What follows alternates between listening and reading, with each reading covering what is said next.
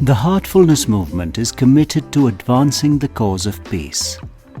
Every year, on September 21st, the International Day of Peace, Heartfulness brings people together to exchange ideas, share experiences, and meditate for peace. We continually receive messages of support from people around the world. Because of COVID, we cannot touch each other, and touching is an extremely important sense that is missing. But we can still do the same thing at the same time and being fully connected to a point of our virtual skin can touch one another. This year, we have two very special guests in a valuable interaction on the subject of peace. Jeremy Gilley is an actor, filmmaker, and the founder of Peace One Day. In September 2001, as a result of Jeremy's efforts, a General Assembly resolution was unanimously adopted by the UN, establishing 21st September as an annual day of global ceasefire and non-violence. Daaji is the Heartfulness Guide, author, and spiritual mentor to millions around the globe. Under his guidance, the Heartfulness movement has spread to almost every country in the world.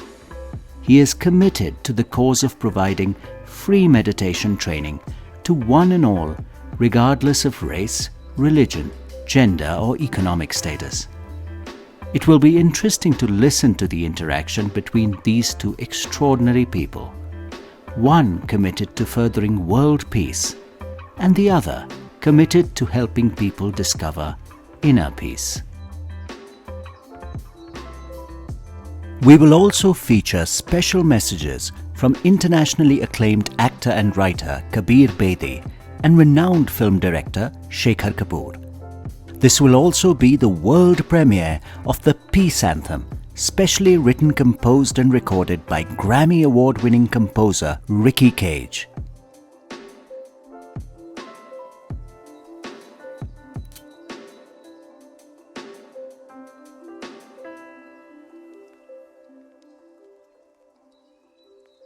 Thank you for what you do, and thank you for inviting me to be a part of what you do, and I feel very honoured and very humbled, so thank you. Thank you. Good to see you, Jeremy. I have heard a lot about you. I read a bit about you now. I was very impressed with your biography and the work that you do. It is very impressive, and the places you have traveled and establishing peace with various governments, it is marvelous. Thank you. It's been an incredible honor to have had the journey. That's just been amazing. To go on. It's 133 countries. It's 22 years on the road. The world has a day of peace, which is fixed in the calendar, the 21st of September, a day of ceasefire and non-violence, which is a little idea I had many years ago in a field in 1998. Okay. Grateful to the British government for taking that idea and putting it forward to the United Nations General Assembly, and obviously the world now has that day. And then, of course, as you know, that took us into Afghanistan to prove that a day of ceasefire could work, and we managed to get agreements with all sides of the conflict, including the Taliban. 70% reduction of violent incidents on the day of peace, and 1.4 million children receiving a polio vaccination as a consequence of the ceasefire and the Taliban agreeing not to kill or kidnap. And then, of course, beyond that, the last 10 years, we're about 1.4 billion people now aware of the day, 3 billion by 2025.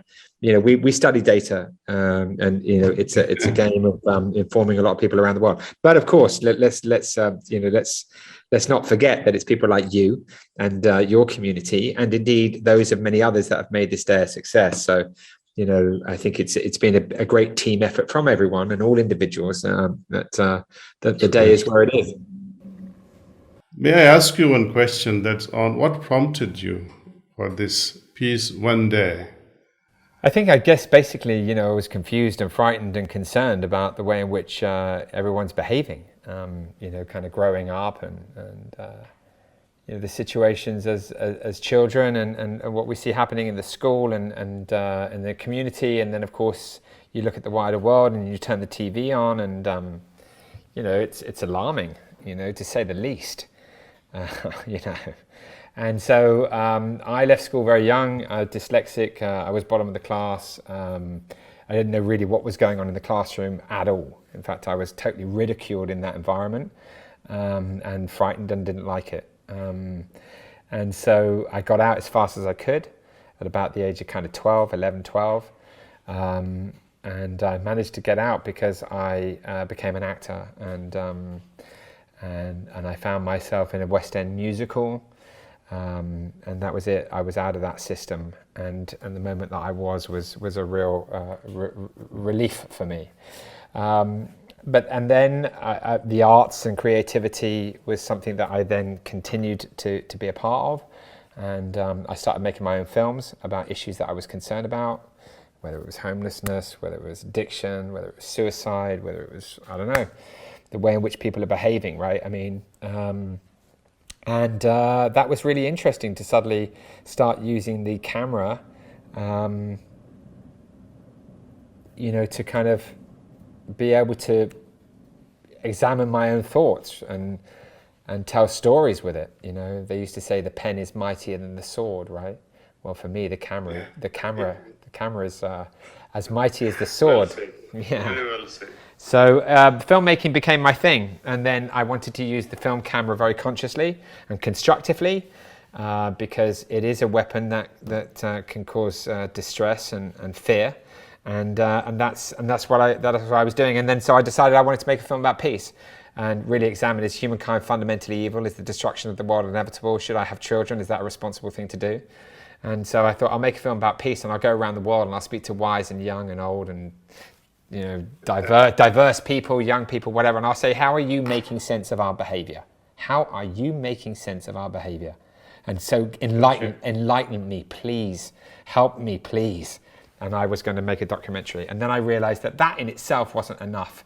That a film that was just a series of sound bites in relation to how people are making sense of the behavior of human beings was interesting, but there was no structure, there was no mountain, there was no journey, there was no view, there was no final destination. And so that's when I thought, okay, well, where is the world's starting point for peace? When do we come together as one in a moment of global unity, of true intercultural cooperation, which the academics were saying was key to humanity's survival? And I thought, there isn't that day.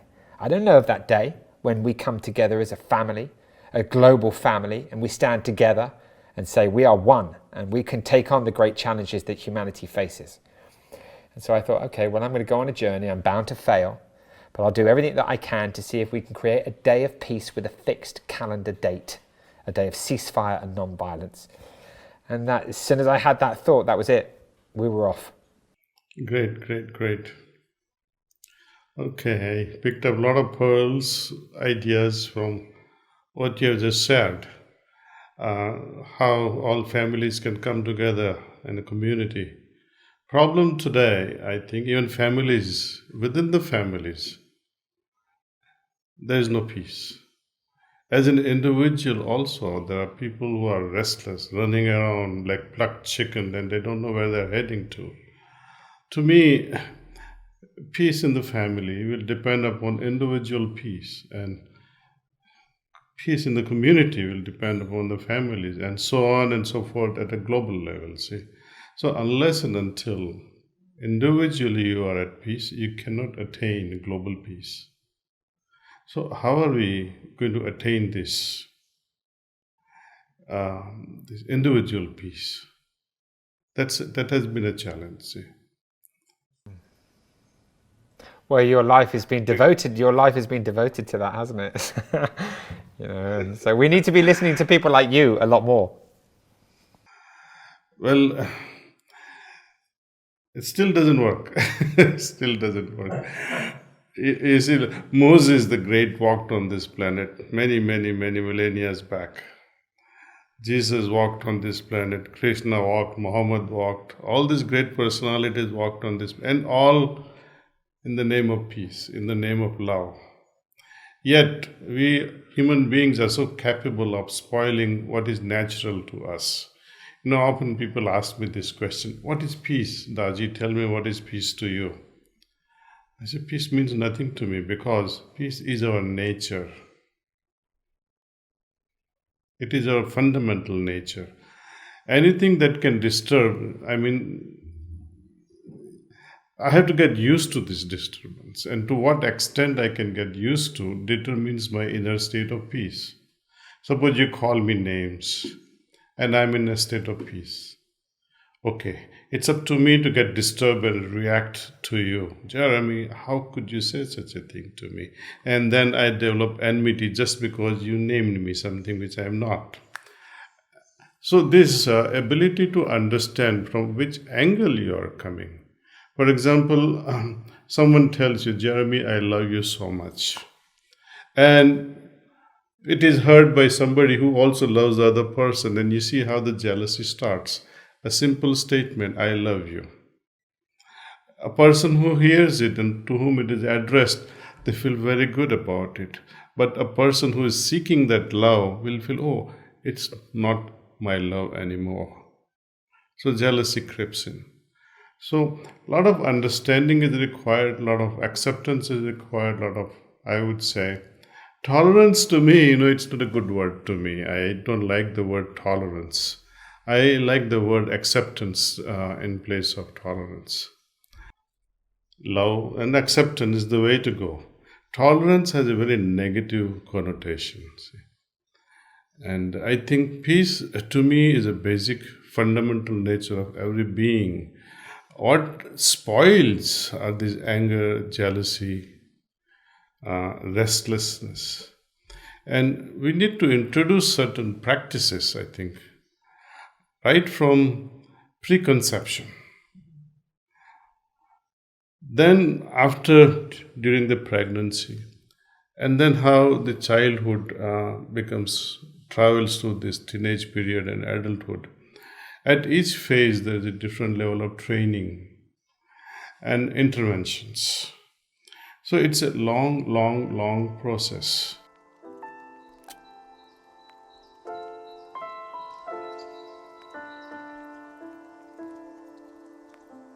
Making peace with the environment is an essential part of the International Day of Peace.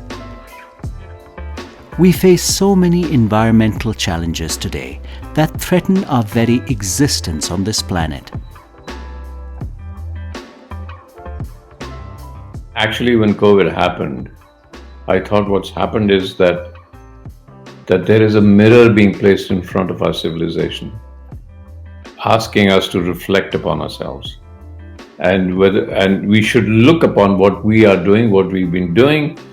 Not that I'm directly blaming what we've been doing for COVID, yet everything that happens on this planet is interconnected. A virus is also a form of life. The idea that a virus is completely separate from us and an invader, we forget that the virus itself is part of nature, and it is nature that is doing all of this to us. After all, our bodies are anyway 90% microbiome, virus, bacteria, bacterium, all of that. And so we are essentially a microbiome, an essential part of all of nature. So we have to understand something, that nature does not love us more than a frog. Nature does not love us more than a snake. Equally, nature does not love us more than a cockroach. And then, because the cockroach too is part of nature, still, if cockroaches could speak, they would say Mother Nature. And nature loves a virus as much as it loves us. So once we get that idea, so everything that is happening is an explosion, a form, a creation of nature. So this virus, we say it's bats, we say it's come from bats, but bats came from somewhere. The virus is a creation and a happening and part of the flow of nature, and we have to understand that everything that is happening in nature is a flow of nature, and we, in our civilization as human beings, have caused ebbs and flows of nature. That's what we've done. And so when I talk about mirroring ourselves, we have to ask ourselves, yes, we are responding to the greatest threat that what we are saying civilization is facing. We could equally ask ourselves whether we, as a civilization, are doomed like dinosaurs, that they became too large for the planet. Have we become too consumptive for the planet? Peace between nations, peace within, and peace with the environment. The challenges on all fronts are so great that sometimes one may question the efficacy of dedicating just one day in a year to peace. Are 24 hours enough to have an impact? We put this question to Jeremy. When my family comes together on an annual basis, it's an incredible thing. We call it the Gillympics.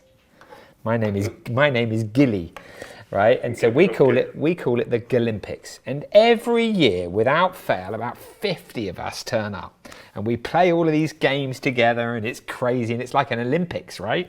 And it's fun, and we dress up in crazy costumes. But it's incredibly important, and it's so wonderful, right? The family all see each other, the kids all see each other, the traditions are passed on, the stories are passed on, and we're united in that moment. And there's strength in the fact that we've got a wonderful WhatsApp group, and we feel a sense of belonging, yeah?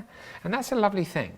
And so I think wouldn't that be incredible if the world had that kind of experience? But actually it is, and even if it were only for a day, how beautiful. We know that on the 21st of September, more people think about peace than any other day of the year.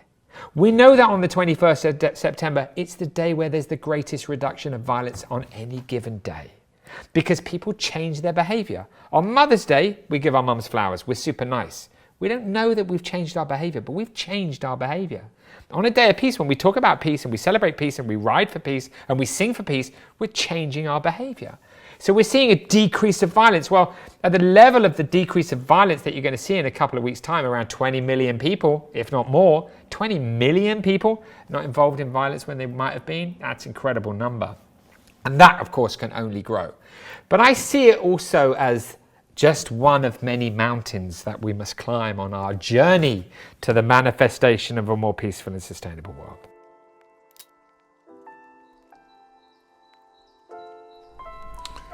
Hi, I'm Kabir Bedi and here to wish you Happy World Peace Day. There's international peace, there's national peace, and there's personal peace. I think the majority of people on this planet want peace. So world peace begins with personal peace. I found meditation to be an extremely powerful source of inner peace.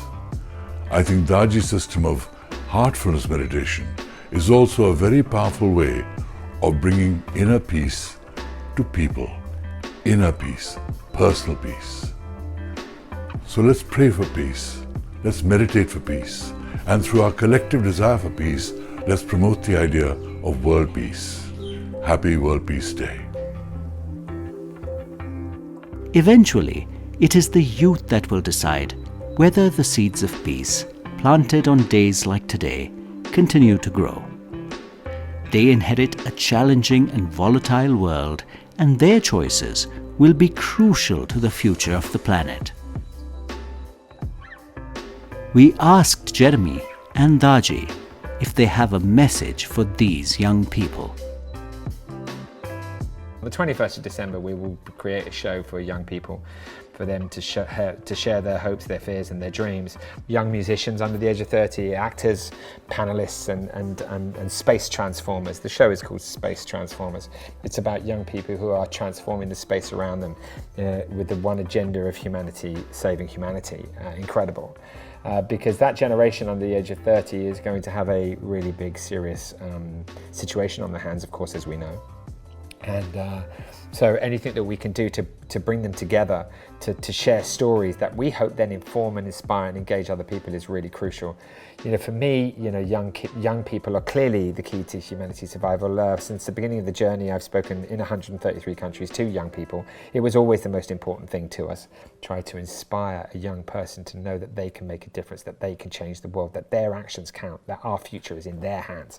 And that's just incredible. So, that's that I think is the most important thing for me to know, to work towards, to tell stories through film, and the way in which we do, to just to enlighten a young mind to know that irrespective of their qualifications or their physical state or wherever they are or their financial position, that everything that they do is what is going to save humanity, and they can make a huge contribution and a massive difference. Because that's just the truth of it, right? Every tiny action, every one brick in that wall that's united creates that dam which stops the onslaught of potential situation that we face. So yeah, it's about the youth. It's about young people, and God, if we can play a tiny little part, in making a young person realize that they are the change makers. They are the ones whose individual action is crucial. Then, wow, we've done a good job, right? So, I will work the rest of this day. After this interview, doing everything that we can with the wonderful team that we have to do just exactly that. And so, yeah, it's lovely. Well, everyone, to me, looking for happiness in life. And youth especially today, they need more than ever, I think. Our times were different when we were youth. Today's youth is also quite different. They are quite creative. At the same time, they remain quite restless. For whatever the reason, because they are not settled, maybe they are looking for a job, maybe they are not, they haven't completed their studies, they are not settled in life. I have always wondered about how to be happy, how to arrive at peace. This how to principle has always been a challenge to my mind. How do you arrive at peace unless you appreciate this peace? And who doesn't appreciate? That's our basic nature. Unless and until one has peace and remains restless, even if you are given everything in the world, you cannot enjoy that happiness. So one has to arrive at a state of calmness, a peaceful state of mind. And how do you arrive at that? Unless and until you're contemplative. You're having a 360-degree views. And this contemplative mind can be arrived only when you have a focused mind. And how can you arrive at a focused mind? Just as you go to a gym to build your muscles, how do you arrive at a regulated, focused mind?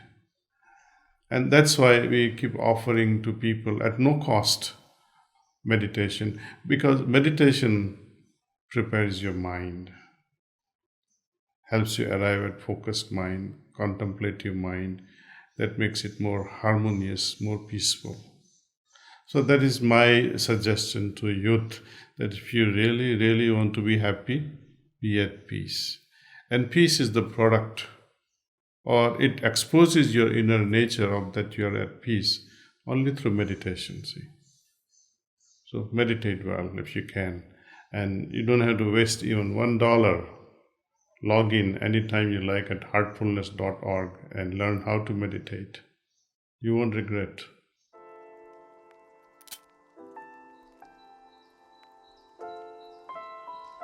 Namaste everyone, I'm music composer Ricky Cage, and I'm thrilled to present to you the Heartfulness Peace Anthem. Now this song was created by my good friend Lonnie Park and me, and sung by Lonnie Park and Siddhartha Bellamanu.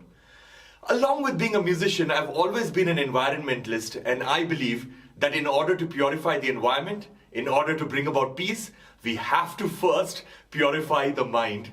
So Heartfulness is doing this and so much more, positively changing the lives of millions of people around the world, inspiring love, compassion, universal brotherhood, and peace. And I'm proud to encapsulate this through a song. So here is our song, Heartfulness.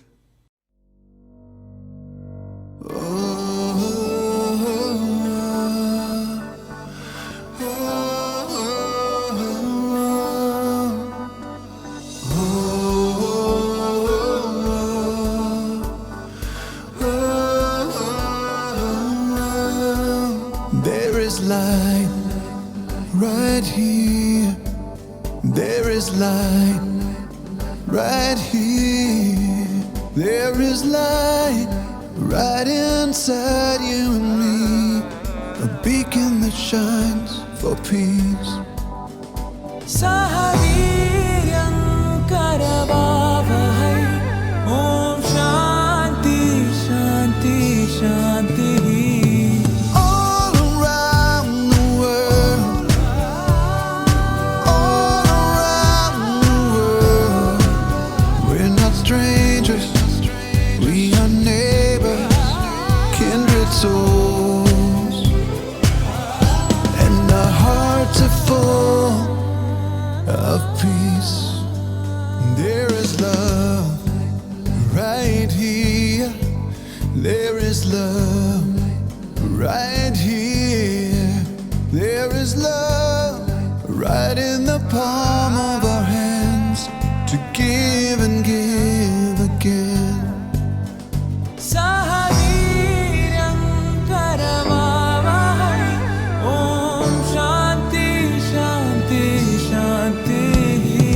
All around the world, all around the world, we're not strangers, we are neighbors, kindred souls, and our hearts are full of love. There is light. There is light. Oh, heartfulness.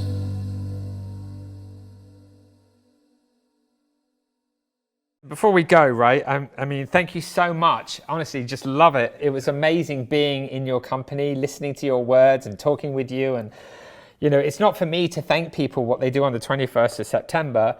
Of course it's not. It's the World's Day. But it is amazing what you do and all of your community do on the 21st of September. And I just, you know, really, really grateful to have been in your presence and to have been able to share a conversation with you is a real honor. So thank you.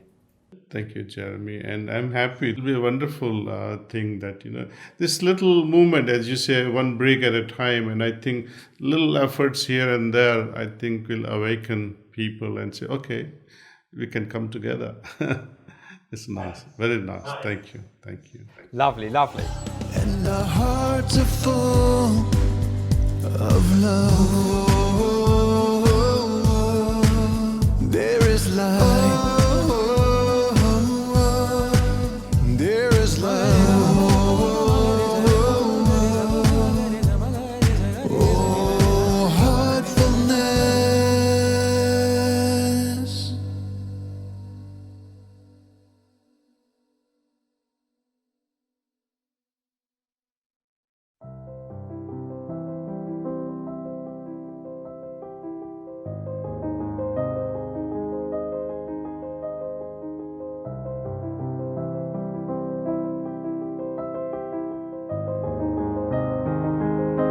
A warm welcome to everyone, and thank you for adding your heart and your vision to enable peace around the world.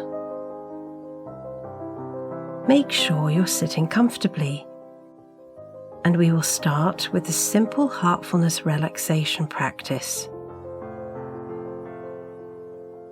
Once you feel relaxed, you'll be guided into Heartfulness Meditation. We'll all meditate together in silence so that we may feel the peace that surfaces when we turn our attention inwards and dive deep into our hearts. The meditation will end when you hear, "That's all." Please remain sitting silently for a little while after the meditation finishes to tune into how you feel.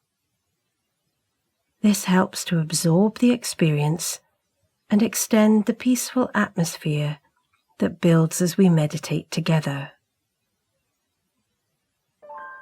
So, Sit comfortably and close your eyes very softly and gently.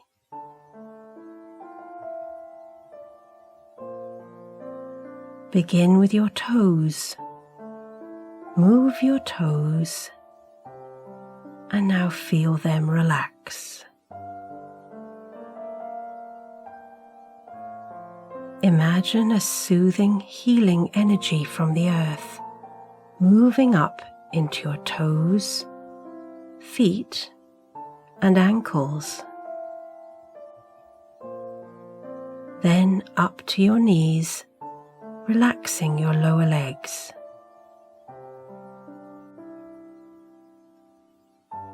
Feel this healing energy move further up your legs, relaxing your thighs. Now deeply relax your hips, lower body, and waist.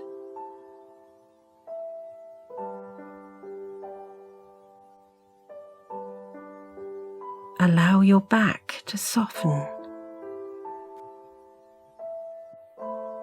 From your tailbone to your shoulders, feel your entire back relaxing.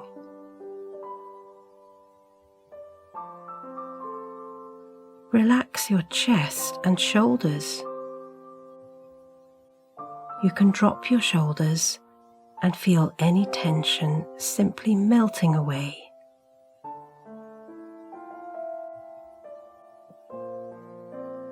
Relax your upper arms, your forearms, your wrists and hands, all the way to your fingertips. Let your neck muscles soften and relax.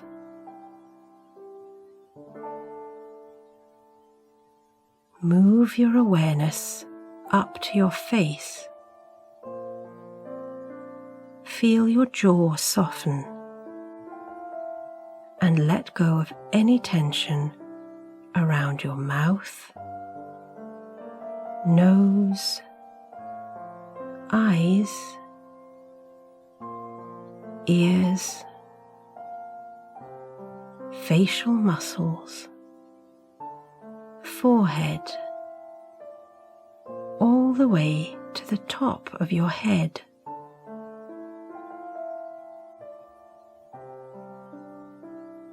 Feel your whole body completely relaxed.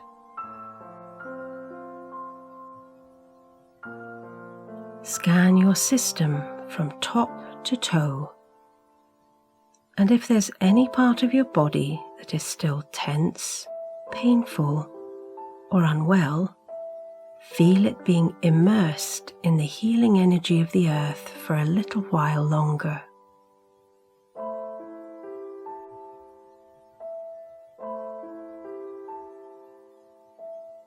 When you're ready, move your attention to your heart. Rest there for a little while. Feel your attention immersed in your heart. Now we will meditate together. Suppose that a source of light is already present in your heart. And it's attracting you from within.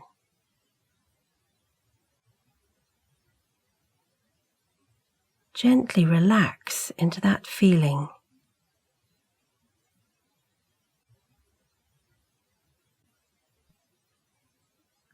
If you find your awareness drifting to other thoughts, do not fight them, but also do not entertain them. Simply let them be. And remind yourself that you're meditating on the source of light in your heart.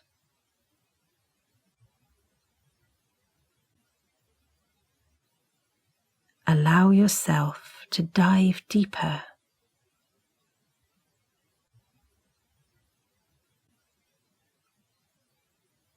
Remain absorbed within your heart until you hear the meditation has ended.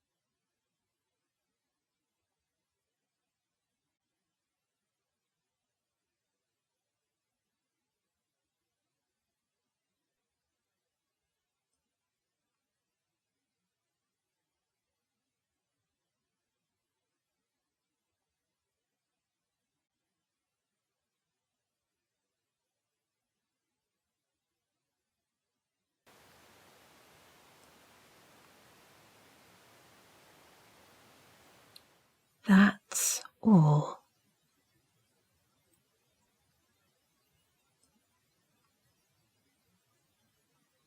Keep your eyes closed for a little while longer and tune in to how you feel.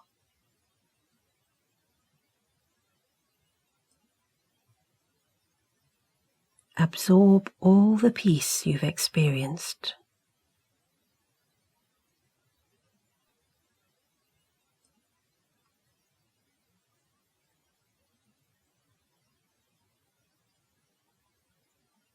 Now imagine this peace is expanding outwards to everyone and everything around you.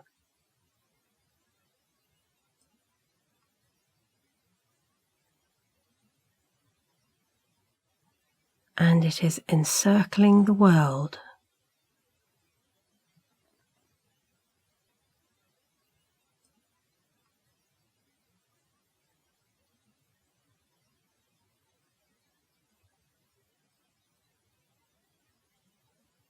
When you open your eyes, take the time to enjoy the experience.